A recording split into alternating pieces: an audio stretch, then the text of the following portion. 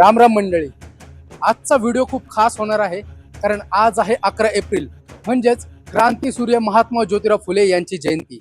ज्या माणसाने आपल्याला शिक्षणाचं महत्त्व पटवून दिलं, ज्याने विषमतेविरुद्ध लढा दिला, त्यांच्या जयंतीनिमित्त आज आपण अशा ऐतिहासिक ठिकाणी जाणार आहोत जिथून आधुनिक भारताच्या शिक्षणाची सुरुवात झाली.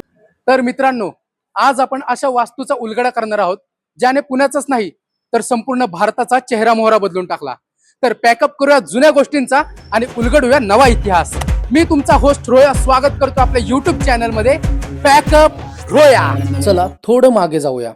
18व्या शतकाच्या उत्तरार्धास तो काळ असा होता जिथे स्त्रियांना उंबरठा ओलांडणं ही मोठी गोष्ट मानली जायची. शिक्षण ते तर लांबच राहिलं. अशा काळात एक तरुण दाम्पत्यांनी स्वप्न पाहिलं, प्रत्येक मुलीच्या हातात पाटी आणि पेन्सिल देण्याचं. ते दाम्पत्य म्हणजे महात्मा ज्योतिराव फुले आणि क्रांती ज्योती सावित्रीबाई फुले. पण शाळा सुरू करण्यासाठी त्यांना हवी होती एक जागा, आणि पुण्यातल्या बऱ्याचशा श्रीमंत लोकांनी त्यांना विरोधापोटी जागा देण्यास नकार दिला होता. तेव्हा त्यांच्या मदतीला धावून आले ते तात्यासाहेब भिडे. त्यांनी आपल्या वाड्यातील एक भाग यांच्यासाठी खुला केला आणि 1 जानेवारी 1848 रोजी इथे पेटली मुलींच्या पहिल्या शाळेची ठिणगी. शाळा सुरू झाली म्हणजे सगळं सुरळीत झालं असं मुळीच नाही. इथे सुरुवातीला फक्त 6 मुली होत्या. कालांतराने मुलीही वाढत गेल्या, पण तसा विरोधही वाढला. सावित्रीबाई जेव्हा शाळेत यायच्या तेव्हा त्यांच्यावर दगड आणि चिखल फेकला जायचा. ते आपल्यासोबत 2 साड्या बाळगायच्या. एक शाळेत यायच्या आधी घालायच्या आणि दुसरी साडी ही शाळेमध्ये बदलायच्या.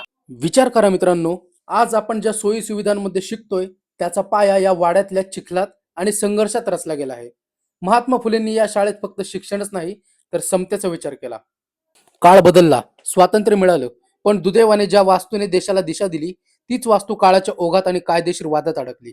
अनेक वर्ष हा वाडा मोडकळीस आला होता. भाडेकरू आणि मालक यांच्यातील वादांमुळे हे प्रकरण कोर्टात गेलं. पुणेकरांनी आणि अनेक सामाजिक संघटनांनी या जागेला राष्ट्रीय स्मारक घोषित करण्यासाठी मोठा लढा दिला. अखेर सर्वोच्च न्यायालयाच्या निर्णयानंतर आणि राज्य सरकारच्या पुढाकाराने या वाड्याची जागा ताब्यात घेण्यात आली.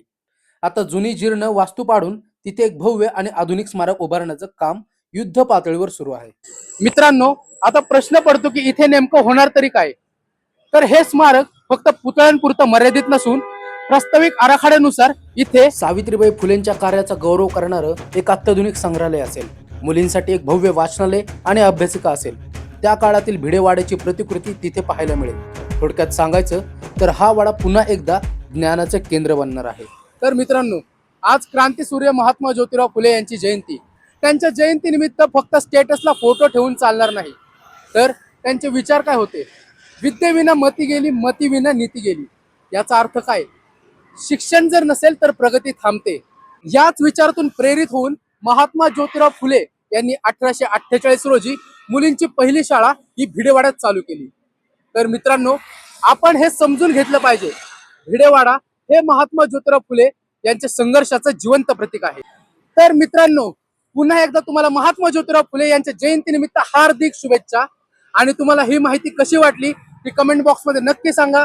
व्हिडिओला लाईक करा, शेअर करा, कमेंट करा, चॅनलला सबस्क्राईब करा आणि पुढच्या माहितीसाठी तयार राहा. तोपर्यंत आपण करूयात पॅकअप.